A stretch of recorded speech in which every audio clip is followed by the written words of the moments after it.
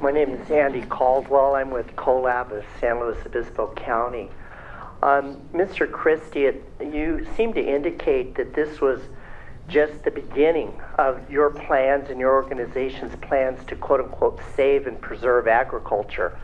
It seems to us that your idea of preservation is sticking it in a jar of formaldehyde. And that you want to freeze frame it as it is today versus allowing it to change and adapt to economic circumstances. So my question to you is, what other plans besides a mandated policy of the county that institutions would buy local food do you have in store to quote-unquote save agriculture in this county? Well, I don't see how adopting to the conditions of the 21st century constitutes sticking farms in formaldehyde. I talked about carbon sequestration, economic opportunities for farms. The local food purchase policy and organic conversion policy, I take it you're referring to, would be voluntary. They would be basically incentives that would be held out to farmers who want to take advantage of opportunities to increase their economic viability. Farm to School is a very successful program, which is why there are several subscribers to it here. For the one at Ventura Unified, we have yet to have it in San Luis Obispo. And again, the county helping out with processing facilities for small farmers would go a long way towards making that possible, along with everybody here going to the school board meetings and pounding on the table and saying, why don't we have farm school in San Luis Obispo? So these are cutting edge, forward-looking, proven measures that enhance and increase agricultural viability, and I don't see a problem with it. Okay, real quick, let me let Danielle get a minute in here. Yeah, thank you. I want to just talk real briefly about this issue of preserving the food supply, which I don't disagree with. The problem is that I don't understand why in this place somehow the weddings and events are considered as something that is inimical to that. Because if you look at the way other states have dealt with this, for example, Virginia has a very similar situation where vineyards and winery presence has gotten larger and larger and is really the most vibrant aspect of the agricultural community.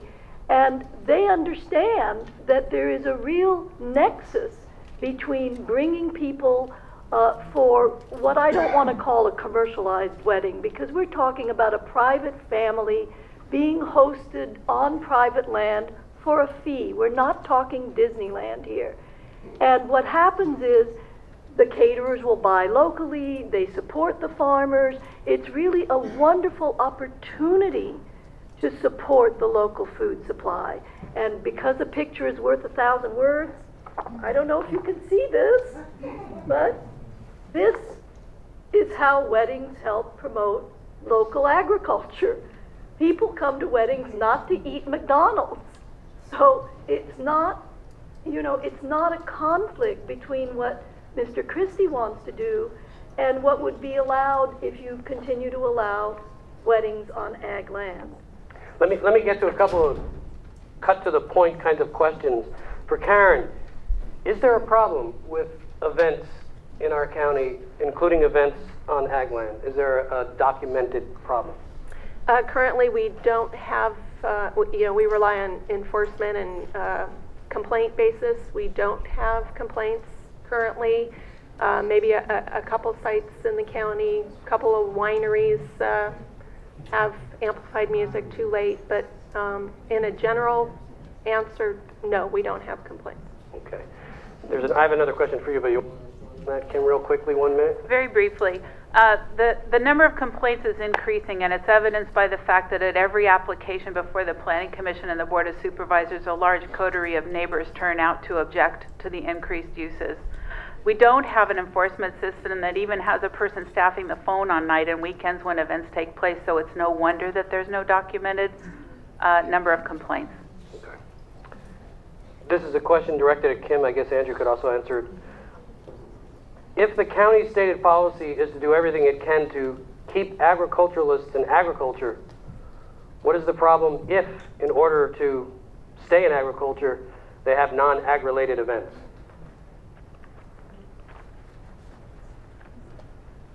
The policies say that we're going to keep agricultural land for agriculture, not for commercial purposes. It also says, insisting on having commercial events on ag land ignores the impact of those events. Our rules right now allow small home-based businesses on ag and rural land, and it's 10 trips a day, and that recognizes that these neighborhoods are also residential. We're talking about opening up events to every ag and rural parcel and allowing 100 car trips instead of 10. That's a huge difference, and that changes the nature of where we live and the reason people like to come here. Okay. Go ahead, Daniela. 1 minute, please. Right. I just, you know, there's a kind of discrepancy here depending on who we seem to be addressing.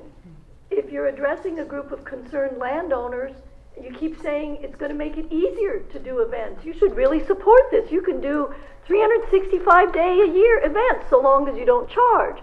But on the other hand, all of a sudden when you're talking to the planning commission or the supervisors, these events are going to, you know, get rid of the oak trees and, you know, the widening of the roads and all of that.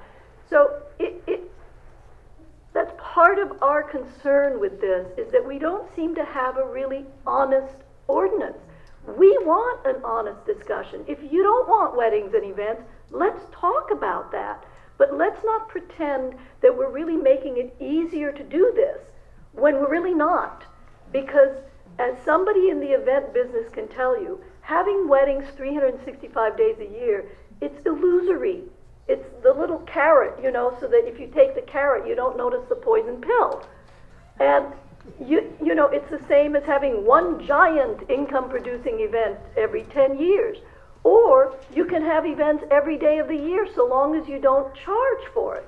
So if events are bad for ag land, how come they're not bad if you don't charge for them? So, you know...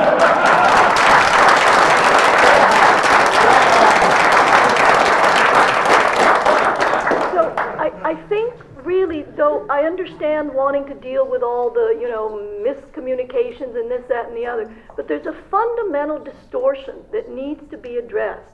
And that's why our position is we really want this back in front of the supervisors. Because if the supervisors really want to say, we don't want to do what we tasked them with before, which is to facilitate it, then let's state it openly, let's discuss it openly, and I can guarantee you that the planning staff, though I don't know them, I've only met Mrs. Null today, they could draft an ordinance in a day. I could draft the ordinance in a day.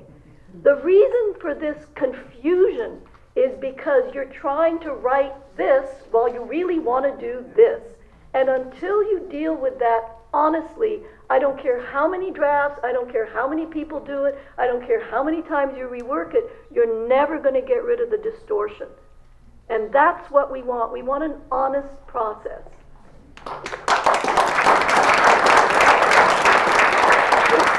Let me say something too. Daniela said the current Board of Supervisors has not provided any input on the current proposal. We have not had it before us.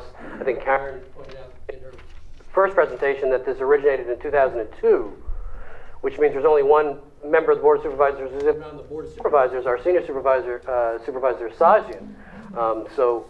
Though we continue to appreciate the emails and cards and letters that you send to us.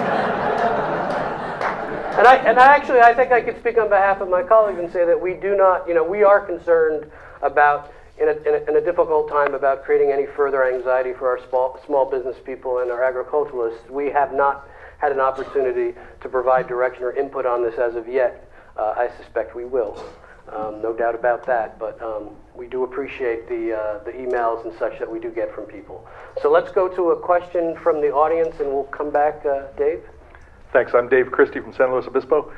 I am concerned about any ordinance that makes a distinction between what we call commercial events and nonprofit events. And I wonder what the underlying basis of saying that something's okay if it's a nonprofit, but not okay if it's for a fee or for profit. Kim?